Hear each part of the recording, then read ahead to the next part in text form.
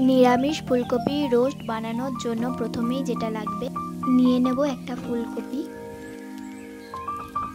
ফুলকপিটাকে ডুমো ডুমো করে কেটে নেব। কড়াইয়ের মধ্যে দিয়ে দেব পরিমাণ মতো সাদা তেল। এরপর দিয়ে দেব ঘি 2 চামচ। ঘি আর তেল গরম হয়ে গেলে তার মধ্যে দিয়ে দেব ডুমো ডুমো করে কেটে রাখা ফুলকপিগুলোকে। ফুলকপিগুলোকে ভালোভাবে নেড়ে নিয়ে যতক্ষণ না সেদ্ধ হচ্ছে এবং ভাজা হচ্ছে ঢাকা দিয়ে রেখে দেব। মাঝে মাঝে ফুলকপিগুলোকে নেড়ে নিয়ে দেখে নেব যাতে ফুলকপিগুলো পুড়ে না যায়। ফুলকপিগুলো যখন রং চেঞ্জ করে নেবে তখন আমরা সেই ফুলকপিগুলোকে তুলে নেব।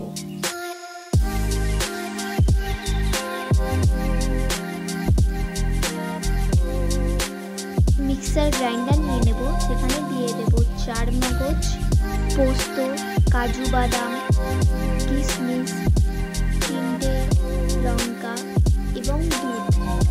এরপর সেটাকে ভালোভাবে মিক্স করে নেব।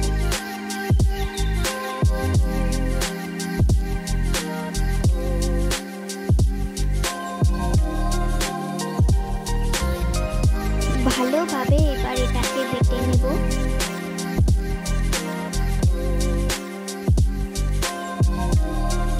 নিয়ে নেব জায়ফল, জয়িত্রী, সেটাকে ভালোভাবে পাউডারের মতো বানিয়ে নেব।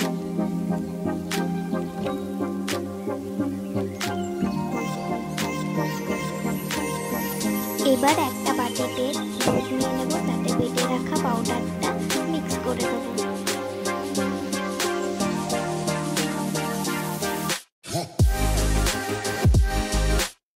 ফুলকপি ভাজা তেলের মধ্যেই নিয়ে নেব তেজপাতা, গোটা গোলমরিচ, দারচিনি, লবঙ্গ, শুকনো লঙ্কা, জিরে, এলাচ। এরপর দিয়ে দেব গ্রেট করে রাখা আদা।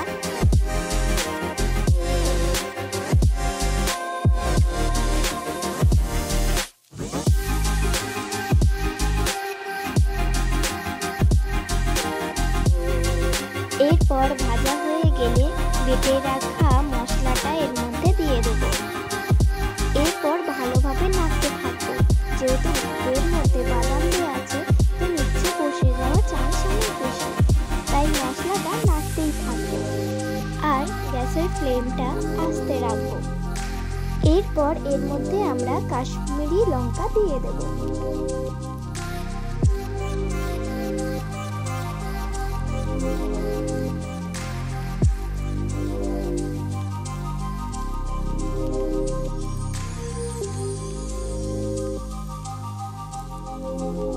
এবার একটু তেল ছেড়ে গেলেই এর মধ্যে দিয়ে দেব নুন, পরিমাণ মতো চিনি।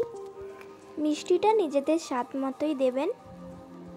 এই রান্নাটা যেহেতু মিষ্টি মিষ্টি খেতে হবে তাই মিষ্টিটা একটু বেশিই যাবে। আমরা তো একটু বেশি মিষ্টি খাই, তাই মিষ্টিটা আমরা বেশিয়ে দিয়েছি। ভালোভাবে নেড়ে নিয়ে বিট লবণ দিয়ে ফেটিয়ে রাখা দই দিয়ে দেব। এরপর আবারও ভালোভাবে মিশিয়ে নেব।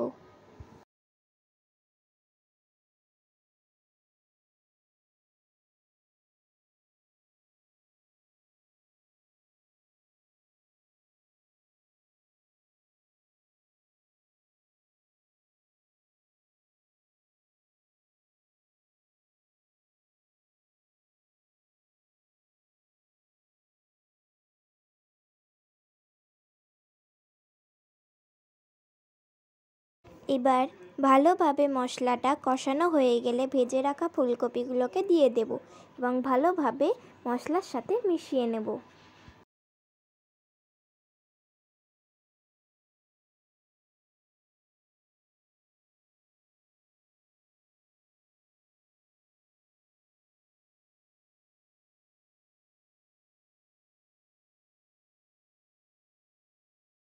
ভালোভাবে মেশানো হয়ে গেলে এর মধ্যে জল দিয়ে দেব।